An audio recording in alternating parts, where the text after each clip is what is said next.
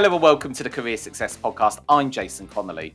If you're a regular listener, it's great to have you back, but if you're new, welcome to the show. In this series every week, we speak to the biggest names in business all across the globe. We talk about their career stories, the lessons learned, how they overcome challenges, and what success habits they practice. Practical advice to help you in your career. If you have a passion for business, then this is the podcast for you. In this episode, I'm delighted to be joined by Zack Ballinger from Atlanta, Georgia. Zack is a motivational speaker, podcast host, career consultant, and author of The Hot Seat, How to Meet the Challenge of a New Era in Job Interviewing. As well as all of that, Zack is also a TEDx speaker and he's helped people find career direction. Zack teaches numerous career development topics. From the stage, he brings a passion that is contagious, an energy that's undeniable, and innovative ideas that work in today's new complex world. Featured regularly at the University of Tennessee, Zack has also been featured by the Huffington Post, NBC, CBS, Tri-City Times, Morgan County News, Jay and Jackson Careers, and several other key outlets. Zack, thanks for joining me. Jason, thank you so much for having me on your show. It's a real pleasure. I've been excited to talk to you all day today, Zack. So we'll delve straight in. Tell us about you and your career and kind of what's got you to where you are today, because you are all things career. Yeah, so a little bit about me is I'm a career consultant. I have my own podcast. It's called The Zack Ballinger Show. And the main vision of The Zack Ballinger Show is to shine a light on careers in North America. You know, Jason, I wrote my first book, The Hot Seat, How to Beat the Challenge of a New Era in Job Interviewing. And I began going around to colleges, nonprofit organizations, corporate organizations, speaking about job interviewing. But the common theme among people were really job interviewing questions. The questions were more around, Zack, I'm miserable in my job. I don't like what I'm doing. I hate the Mm. 9 to 5. I hate working for my current company. How do I get out of it? And so this led me to really start this podcast, the Zack Ballinger Show, is write a new book, How to Don't Be a Zombie, How to Find a Career You Love. And so that is Mm. my career in essence, is helping individuals find their purpose and their passion out in the workforce. Sounds like we have very similar shows just across the pond or the Atlantic, Zack. It's beautiful to meet a fellow podcaster, but also someone who has the same passion careers. Yeah, I think it is cool that we share that because, I just believe life is so short and I've seen so many instances in my life. The one thing I talk about is I volunteered at St. Jude, which is a children's cancer hospital in Memphis, Tennessee. And walking through that really changes your life because it's a life experience that a lot of kids didn't get to live their full potential. And so we have one life, we have a limited amount of time on earth, and it's finite. You're spending 1/3 of your life working in a job, and it drives me crazy when somebody's plan is, hey, I don't like my job, but if I wait 20 years, then I can retire. And I try to get people out of that mindset that it's okay not to like your job now, but what are we going to do to move the ball forward? Because when I was reading about you, Zach, and I was reading on Amazon about the author, it gave a really kind of telling insight where it said that you quickly grew miserable in your job and you began a quest to find a career. But you then had your resume revamped, you were interviewing with loads of companies, but you never got past that interview phase. Tell us about that. That's a good question. So when I got out of college, I wanted to do sales. And, I finally got into it, but it took me about 250 job interviews with over 50 companies. 250. Yes, sir. Wow, what a perseverance to keep going. That's an incredible story. Or, Jason, you could look at it, I was really bad at job interviewing. I look at the glass half full, Zach. I think to have the tenacity to keep going. Tell us about this. It's an interesting story. Yeah, so in the States, there's an industry called pharmaceutical sales. It's typically a pretty challenging industry to get into. So got out of college and tried for a year to get into it. So as I counted, it was about 250 job interviews with over 50 companies. And I said from that point, Jason, that I never wanted to go through that experience again in my whole life. I wanted to be the Mm. expert on job interviewing. So I set out on a quest to write a book. But in sales, I kind of grew tired of it and I didn't like it anymore. And it began to reflect in my personal life. And I Why had was held that? Why did you stop liking it? Jason, I think what happens, and I've talked to a lot of professionals over time, our strengths and our weaknesses change as we get older. And so the average millennial changes jobs in the United States every 3 years. And a lot of Mm. people think that's a bad thing, but sometimes it's a good thing because we're realizing what our potential is. We Yep. realize, we might grow old in something or we may not be that great in it. And so can I be honest with you? The reason I got into pharmaceutical sales wasn't because of a passion, it was because of the dollar signs. And so There's my nothing motive wrong with that, Zach. Oh, sure, sure. And it was great for a while, but and then what happens is why can't you do both, Jason? That's what I challenge people to do. Why Mm. can't you earn a lot of money and love what you do? You don't just have to Yeah. earn a lot of money and hate your job. Let's do both. Let's love it and earn a lot of. Sounds like a great philosophy to have. And I do relate to you as well because, and tell me if I'm stabbing in the dark here, but I joined the recruitment industry, which ultimately is sales. It's sales of people, which there's no more difficult commodity to try and sell. And I found to my when I started, my motivation was money, but mainly because I'd never had any. And what I started to find was when I started to make my money in sales.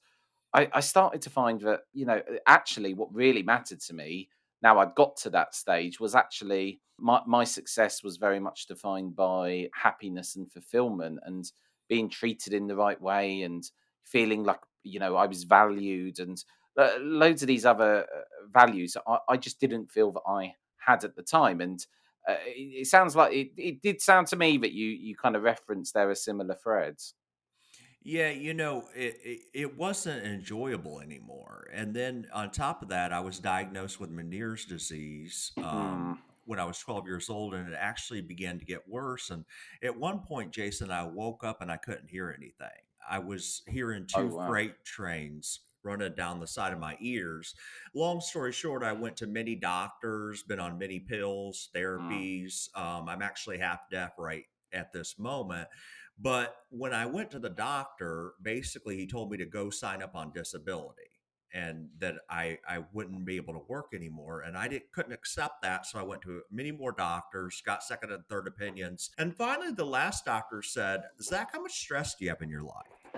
And I said, well, that's a stupid question. Everybody's got stress in their life, don't they? I mean, and he's like, but is it affecting you've got high blood pressure, you've got anxiety, you've got depression. Now it's inflaming your ears. And what's happening is whatever's happening in your personal life, which I Mm. think is stress, it's causing harm to your health. And so Mm. that was a wake up moment for me that, oh my gosh, what's causing me this stress? It was my job. And so at that point, I Mm. decided to go on this journey of passion and purpose and find exactly what I wanted to do with my life. Yeah, and a similar thing happened to me, Zach. Not exactly with the same backdrop, but I suffered from psychosis by pushing myself too much. And I'm sure on your podcast, I don't know what stories you've necessarily had, but on mine, the amount of people that I've talked to who you would call successful, but again, everyone looks at success differently, has a different definition of exactly what they think it is. But the amount of people who get themselves to that place where they're really unwell and the impact stress can have physically, I still think is very much underestimated by people, and even now. And I think still a lot of companies are still yet to. I think the conversation's now flowing a bit more, but I think a lot of companies are still yet to wake up about this. But for you to be in that situation as well, because it must have been tough. Well, I think, Jason, you hit the nail on the head. In the United States, and I'm not sure how it is in the UK, but like there's a stigma.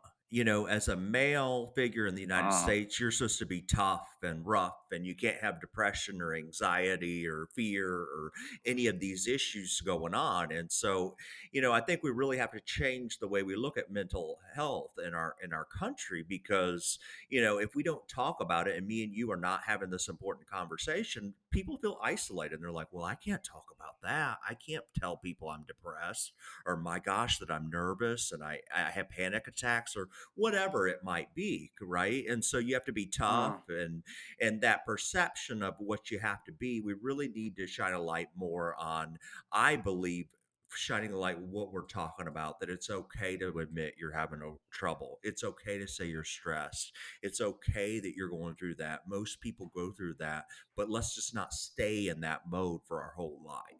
Yeah, I completely agree with you. I think we're very similar in a lot of ways, the US to the UK, and I've been fortunate enough to spend a lot of time in the US. But I think companies are waking up to it. But I think to myself, would an employee of a company ring up an employer and say, "I'm not coming in today because I'm suffering from depression"? Would they do that? Probably not, because if you I don't think we're at that level of social acceptance yet, and two, I think someone would dress it up in a different way. And having gone through psychosis myself, and being, I couldn't be a bigger advocate of mental health, in every sense, and that's something I really try to promote in my company. I think people need to wake up to that now. But the pressures we all have, and I think the world we live in with social media and positive endorsements, and people kind of craving all these different tools, are all designed to kind of play on the human psyche. And I think we live in a world where people are under immense pressure. Even when you leave the office now, you've got the office with you. It's just in your pocket. It resembles the format of an iPhone.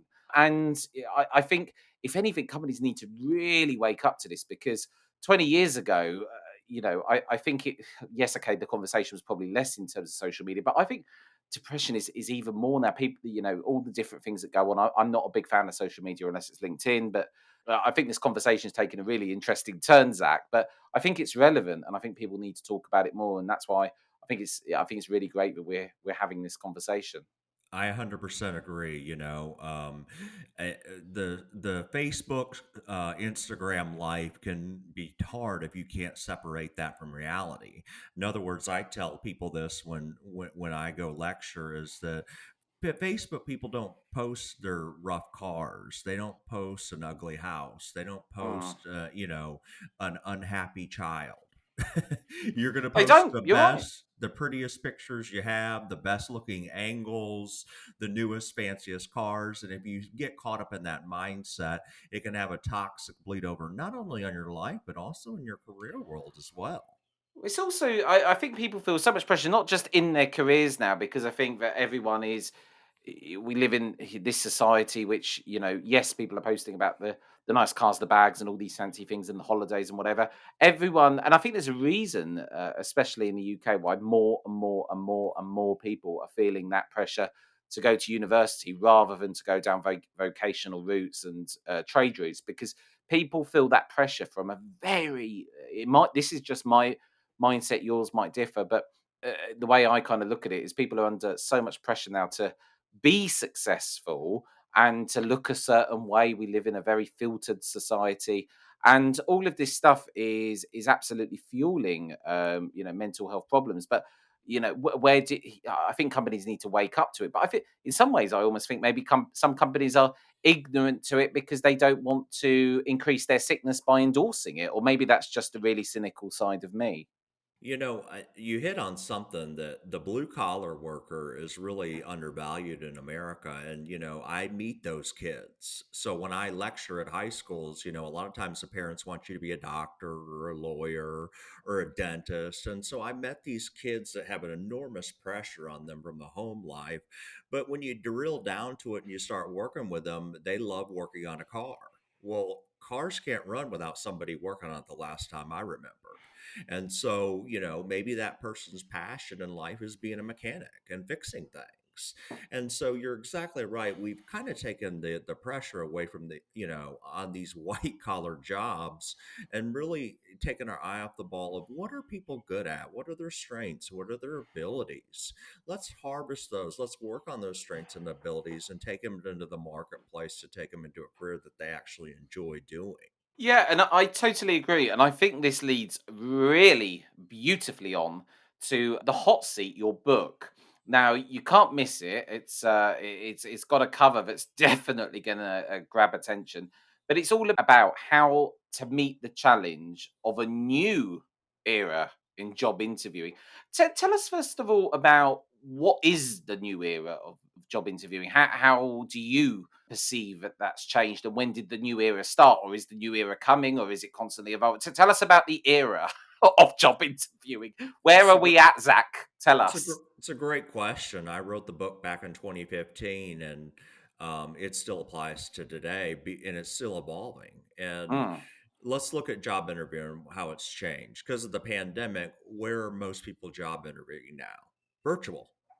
And yeah, so you think especially in the about, US, you've been doing this for years. We've only just recently, well, someone said to me 3 years ago, "What was Zoom?" I would have said it's an ability to get to zoom up on a page where when someone is not able to read the text. So but you've been embracing this for years in the US.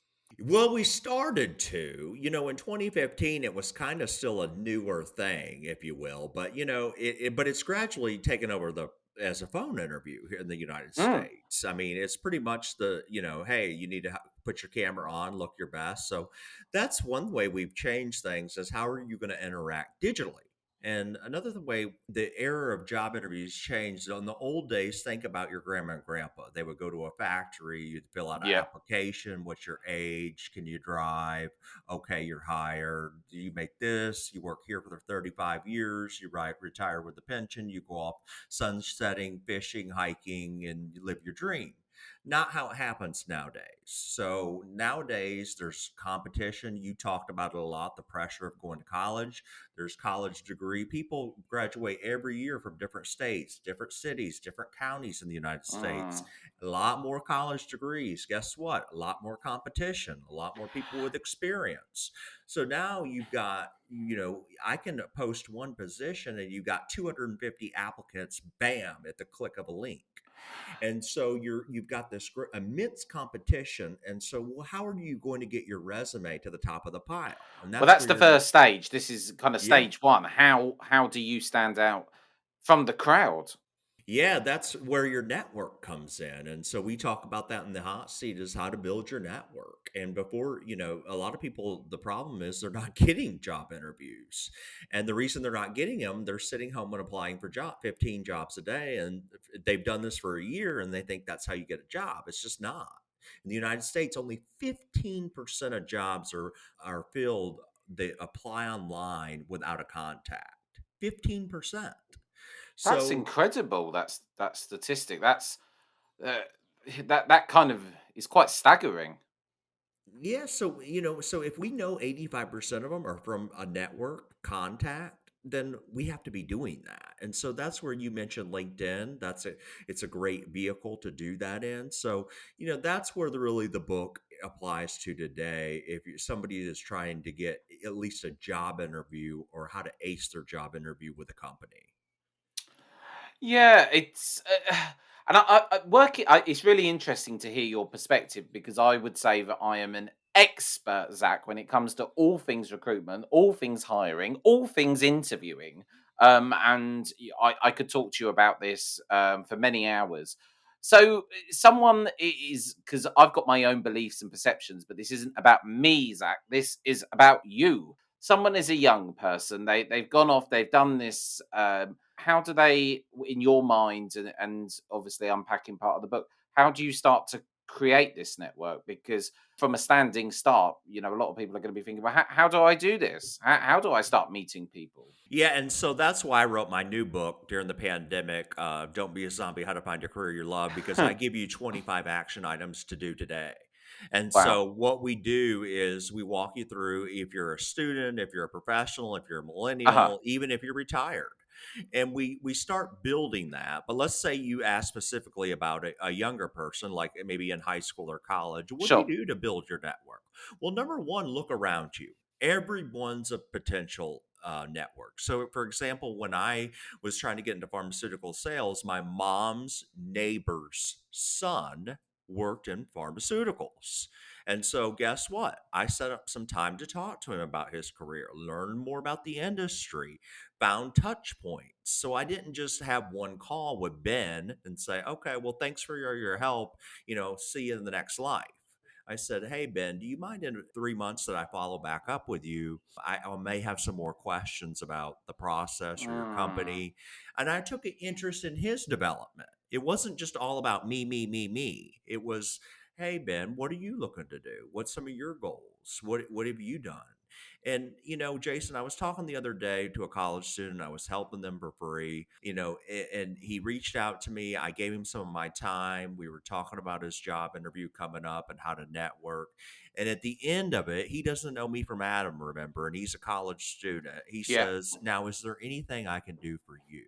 And think about what that does to the relationship. He says, "Is there anything?" And I said, "Actually, yeah, there is. I have this new podcast. I'd love for you to get the word about the Mm. Zack Ballinger show." So he posted it on all of his social media links, showed me it, asked me for my home address, and sent me a handwritten thank you note. Do you know what it is? You hit on a valuable point there, and I think the lesson I take from that kind of anecdote and that story is one of people offering value, and this is something that I say to people a lot when they go for job interviews.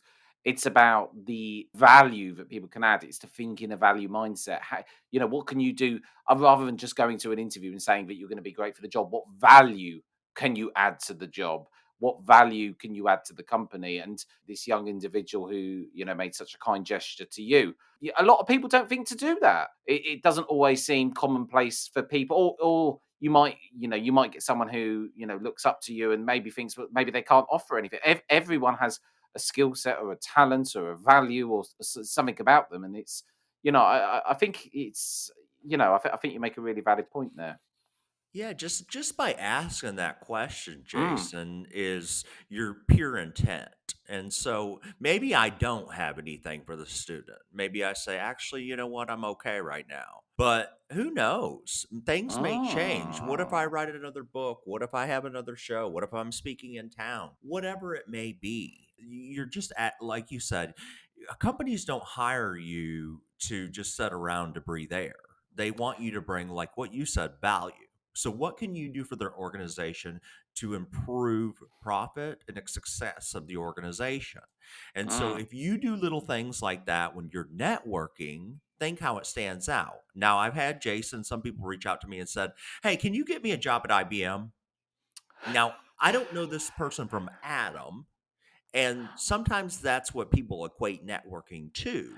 And That's you, not the right way to start the no, relationship, no. no. It's all about depositing and withdrawing, and I get messages like that as well, and, well, it's not human courtesy, is it, to go straight in straight in such a way. I wanted to ask you a question, Zach, because when I was reading through the contents of the book, it did make me smile because it's not I wouldn't say this is a book that sugarcoats things. It's quite direct to the point, and I like that, Zach. I like that. When I was reading through some of the chapters, some of the phases, even and the tables of content, I'll just name a few here. They did make me smile because my approach, Zach, is one of being direct, upfront, and to the point.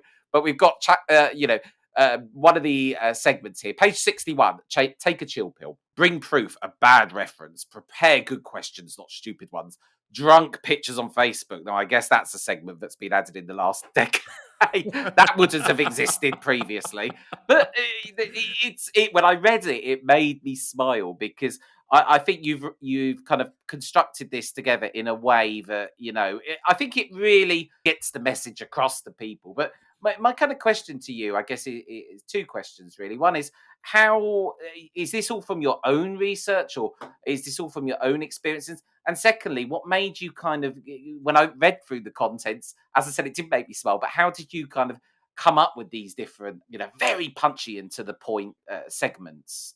Yeah, so I think we all have to have a little bit of humor in life, and so I try to bring a little bit of humor. Career development is often seen as perception as a boring thing, and so I do speak bluntly. I have a Southern accent, and so I am different in that way, and so like some of the things I think we have to have not take ourselves so serious. When I meet candidates, it's just like let's relax a little bit, calm down. Everything's going to be Mm. okay. We know you're serious, so you got to bring a little humor to it when you do it too as well, so you can get people's interest in it. Career development can be very exciting if you make it exciting. And your number two question, I actually started talking to hiring managers. That's how the book was really formed. I started interviewing previous hire managers. I interviewed other hire managers that knew hire managers. So I use that networking that I'm talking about. So I said, "Hey, I know you know Nicole. She was a manager and she recommended me talk to you because you've got 25 years of management experience. Do you mind if I ask you some questions? What do you look for in a candidate? What's your top 5 questions you ask for? What's top 5 things that candidates do wrong?" And so I begin putting these common themes in play. And then I also, of course, incorporated my own research of stories. A lot of those stories are humiliating stories, but guess what, Jason? They're my humiliating stories. Yeah, And sure. so like again, bringing some fun to it, right? And so, I can just talk about how I messed up. I can talk about when I went in and had a big booger on my face in an interview. When I talk about that kind of stuff. And so, you know, incorporating my expertise, but as well as taking hiring managers' expertise and incorporating that book, and that's where the research comes from. Right, and I think you kind of beautifully articulated it. With your new book, this is all kind of aimed at who, when's it out, where do people find it? So the best way you can find it is on Amazon under Don't Be a Zombie, How to Find a Career You Love, or you can go to my website, zackballinger.com, and my links are right there to my social media pages where you can find the book. And it's pretty easy to find, especially because the zombie theme seems to be pretty popular in the States because of all the series and the movies. So it's not that hard to find. And kind of asking, I know that this is probably such a generic question, Zach, and there's probably a million different ways to answer this, and I don't want to take away from how detailed the book is. It's obviously a difficult time at the moment, and yes, we're kind of coming out of the worst of this awful time it's been the pandemic, and it's not been easy for people. But I want to focus this on young people because I think young people right now really need a helping hand, especially with I've read reports of this.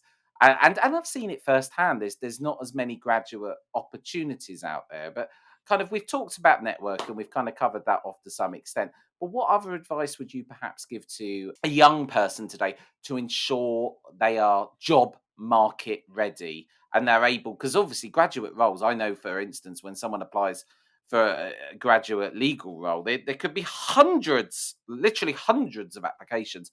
What would you say to people to make sure that they're able to really stand out and get to that all important interview?